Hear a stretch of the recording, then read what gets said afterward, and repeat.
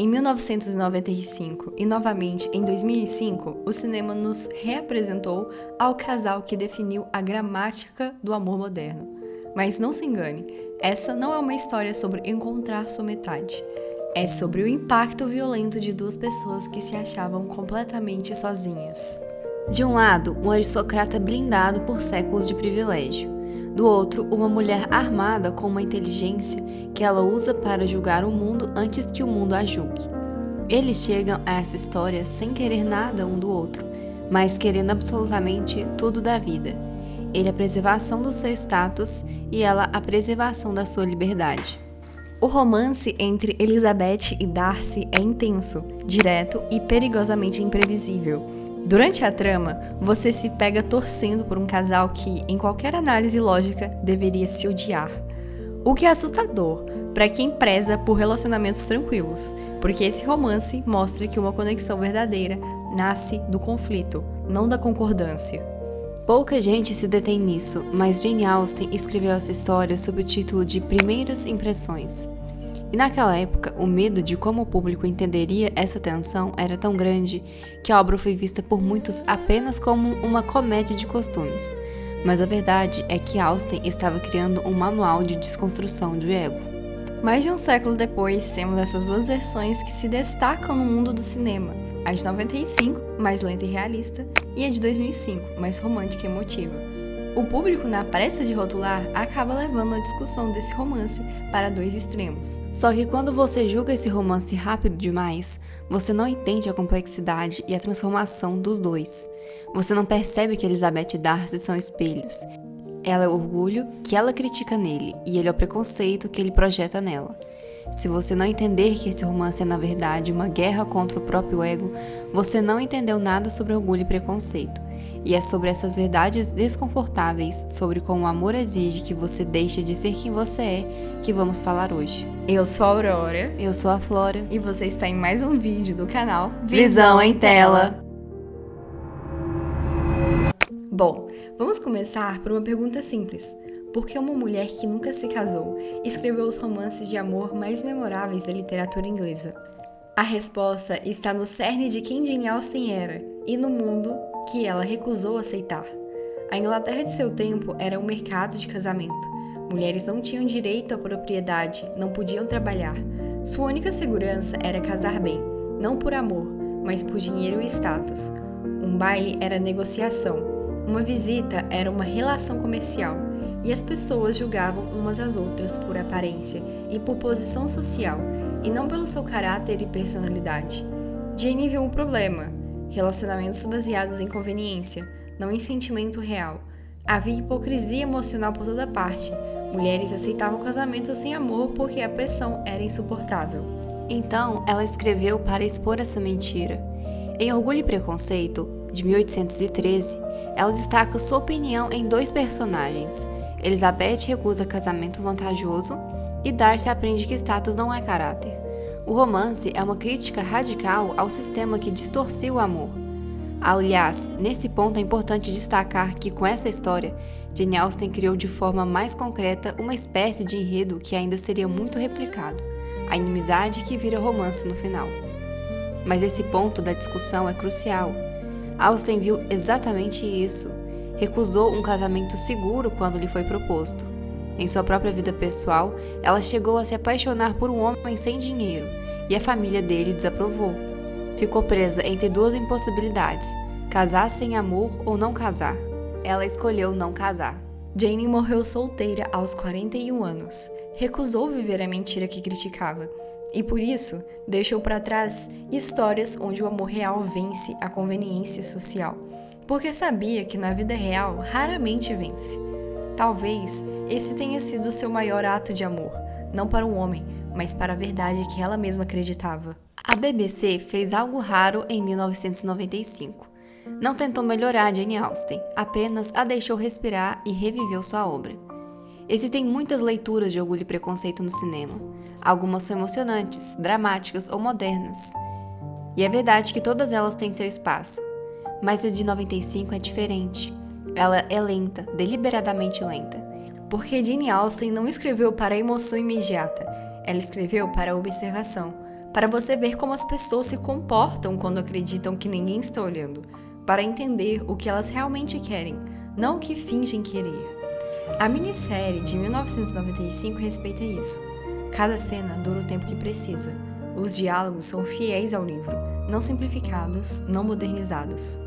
Enquanto adaptações modernas querem fazer você sentir um romance em 2 minutos, a BBC de 1995 quer fazer você entender por que o romance importa, por que Elizabeth recusa Darcy na primeira vez, por que ele precisa mudar, por que o amor real é mais complicado que a atração. É menos glamourosa, é menos emocionante no sentido tradicional, mas é mais verdadeira, porque permite que você veja exatamente o que Jane Austen viu, um mundo de aparências e 2 pessoas tentando ser honestas dentro dele. Não é a adaptação mais emocionante, mas com certeza podemos dizer que é a mais verdadeira. A lição sobre a natureza humana que Orgulho e Preconceito esconde é que o amor não é um sentimento que acontece, mas um trabalho moral de autocrítica. A verdade desconfortável aqui é que somos todos o vilão na história de alguém. Elizabeth e Darcy só conseguem se amar quando aceitam que suas virtudes, a inteligência dela e a integridade dele, foram usadas como armas para diminuir o outro. O filme nos ensina que o afeto real é impossível, enquanto o ego for o filtro da realidade. A verdade é que o julgamento alheio é quase sempre uma confissão sobre nós mesmos. Elizabeth falha, por exemplo, por vaidade intelectual. Ela se acha tão superior à futilidade de sua mãe e irmãs que acredita ser infalível em ler as pessoas. Seu preconceito contra Darcy não nasce de uma injustiça real, mas do fato de ele ter ferido o seu ego no primeiro baile. Ela é em muitos momentos tão orgulhosa quanto ele, mas mascara isso com sarcasmo. Darcy, por sua vez, em sua primeira proposta desastrosa, diz verdades cruas. A família de Elizabeth é socialmente inadequada e o comportamento de suas irmãs é embaraçoso. O erro de Darcy não é uma observação, que é factual, mas a sua falta de caridade. Ele tem a retidão, mas não tem a doçura. Ele tem a verdade, mas a usa para esmagar, não para construir. Muitas vezes acreditamos que amar é aceitar o outro exatamente como ele é. Orgulho e Preconceito nos diz o oposto. O amor de Darcy e Elizabeth é positivo porque eles não se aceitam medíocres. O que chamamos de orgulho, em muitos momentos, é uma integridade inabalável. Darcy é positivo porque ele possui um padrão moral altíssimo. Quando ele salva Lydia e a família Bennet do escândalo, ele faz em segredo. Ele não quer os louros, ele quer apenas que o que é certo seja feito. Sua arrogância inicial era, na verdade, um excesso de zelo com a própria honra, que, uma vez lapidado, transforma-se em generosidade pura. O preconceito de Lizzie nasce de sua lealdade aos oprimidos. Ela defende Wickham, mesmo errada, porque acredita estar defendendo a justiça. O ponto positivo de Elizabeth é a sua coragem intelectual. Ela é a única que não se curva ao dinheiro de Darcy e é justamente essa insubmissão que prova a ele que ela é a sua igual. Sua falha é reflexo de seu maior dom, a busca por justiça. Então aqui fica uma pergunta. O que esses 2 personagens representam para nós? Darcy representa o nosso desejo de parecer superiores e protegidos por uma estética de sucesso. Elizabeth representa a nossa pressa em rotular os outros para nos sentirmos moralmente superiores. É fácil se deixar levar pelo encanto das adaptações mais modernas de Orgulho e Preconceito. Muitas delas, como a de 2005 de Joe Wright, oferecem imagens deslumbrantes, cenas de forte apelo emocional e uma atmosfera quase onírica do romance. São versões que nos fazem sentir o amor de forma imediata, quase intuitiva, e há valor nisso. Mas a minissérie da BBC parece interessada em algo menos imediato, e é por isso mesmo mais profundo. Ela não apenas nos faz sentir, ela nos faz entender. Não se trata simplesmente de duração ou fidelidade literal, embora ambas contribuam. O que realmente distingue essa adaptação é a forma como cada elemento, atuação, encenação, ritmo e, sobretudo, diálogo, trabalha em conjunto para preservar o espírito de Jane Austen. Os pequenos detalhes, como silêncios constrangedores, olhares, as palavras irônicas ou o orgulho mal disfarçado. Isso é especialmente visível na construção de Darcy e Elizabeth. Colin Firth não interpreta Darcy como alguém simplesmente tímido ou socialmente deslocado, mas como alguém plenamente consciente da sua posição. e das barreiras que escolhe manter. Seu orgulho não é um acidente de personalidade, é uma postura, e é justamente isso que torna sua transformação significativa. Ao seu lado, Jennifer L. entrega uma Elizabeth que vai além do carisma imediato e da espontaneidade. Ela é sim espirituosa e calorosa, como o próprio livro diz, mas ao mesmo tempo reproduz uma seriedade em momentos mais tensos e peso quando executa seus julgamentos.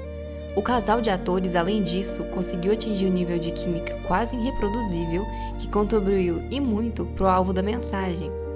E é nessa carga que a série encontra sua maior força. Cenas como o primeiro pedido de casamento sugerem toda a aflição que o momento carrega, em que Elizabeth e Darcy precisam se enfrentar racionalmente e não emocionalmente. Outras adaptações, com razão, optam por suavizar esse caminho, privilegiando a fluidez emocional e o impacto visual, mas ao fazer isso, acabam por tornar o amor mais acessível e talvez menos exigente. A versão de 1995 segue a direção oposta.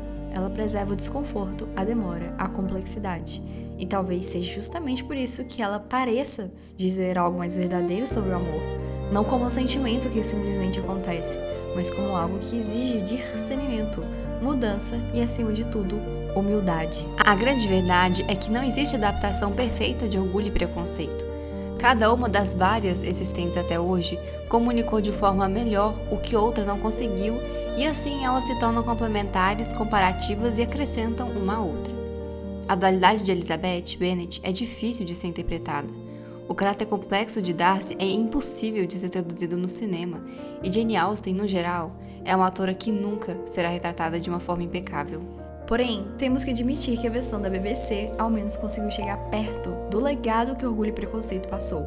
Com serenidade, precisão e muito cuidado, essa minissérie conseguiu entender a verdadeira mensagem do amor real, de uma forma que a maioria das outras versões não foram capazes.